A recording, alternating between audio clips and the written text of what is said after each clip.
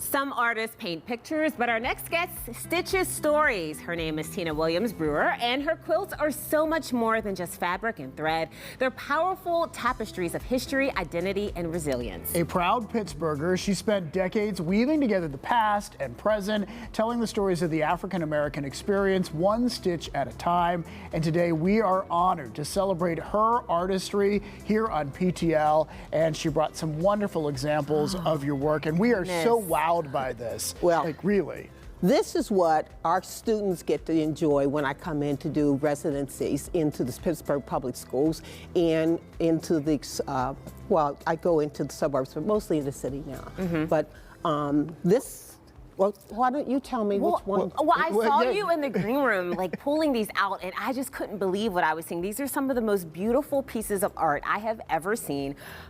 Let's just start with this one. You don't even know where to start. This right here. So this one right here is Tributary of Genius, which means that I have this like imaginary thing about the water in Pittsburgh, and that there is such rich history in the water, and that we all partake of that. So this is the Three Rivers. This is an August Wilson quilt that I did, I think, in 2006. This is Ma Runny's back bottom.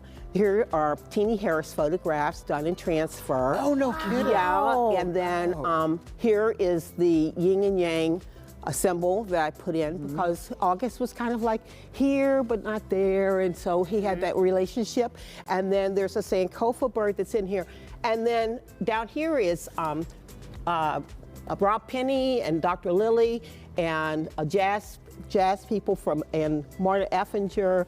So these are all local artists that are in here. These are photographs that I took. So there's photographs that I took in Teenie Harris's photographs as well. It's truly amazing, and I just have to ask. I mean, you can tell how much you love doing this. How long did it take you to create something like this? Well, first of all, these are very emotional, and sometimes when I talk about them, they still have that energy that is there. So usually I would say I'd like to give it at least 8 to 9 months, because I like to talk to people about it. So other people give me like input into it. So I do a lot of research on my own, but then my husband is a historian, so he told me all about the hill, because I couldn't figure out about how many hills there were. So there's 2 points, which is the Hill District, and then the music that came from the Hill District, so that you have this kind of waving thing. So all the fabric has a reason for being. It was all chosen to fit into the story. Well, and it's all about the detail. I feel like I could stare at this, and every time I would look at it,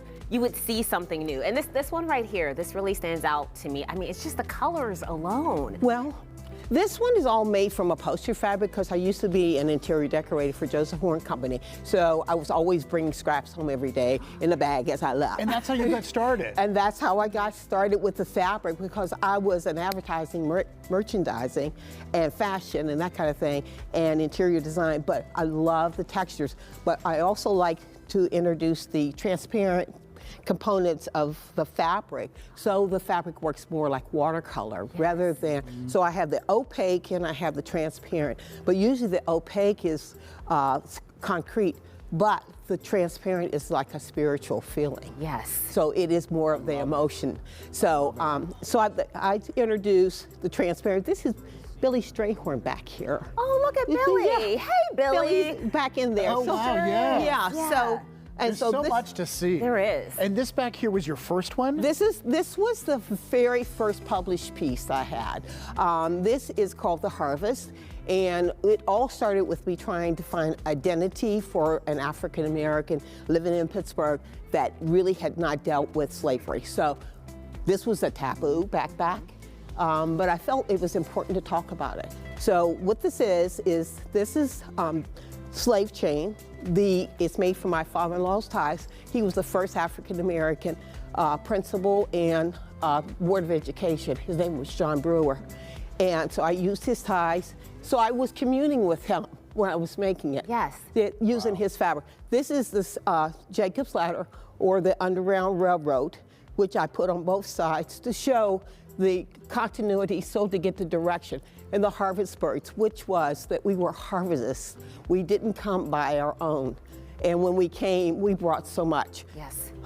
I know, I can feel the emotion, and I feel like each one of these quilts, it really is a piece of history.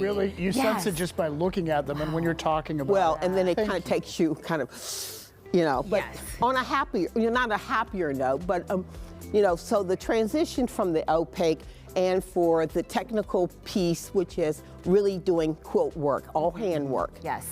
Which I started in '88. But then I moved into more silk screens and transparency. So within the last 5 years, I've been working with images through silk screen and photo transfer. It's just gorgeous. We love what you we do. had more Thank you time. so Yes. much for All right, visiting. thanks so much. Really. We love talking with you. For more info on Tina Williams Brewer and her thought-provoking artistry, just go to our website, pittsburghtodaylive.com.